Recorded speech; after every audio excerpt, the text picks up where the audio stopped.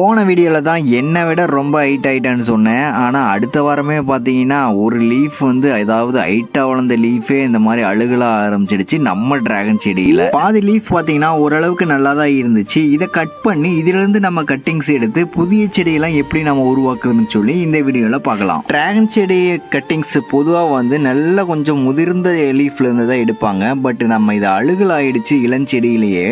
இருந்தாலுமே நம்ம இதில் ட்ரை பண்ணலான்னு சொல்லி தான் இதனுடைய கட்டிங்ஸை நம்ம எடுத்துக்கிட்டு இருக்கோம்.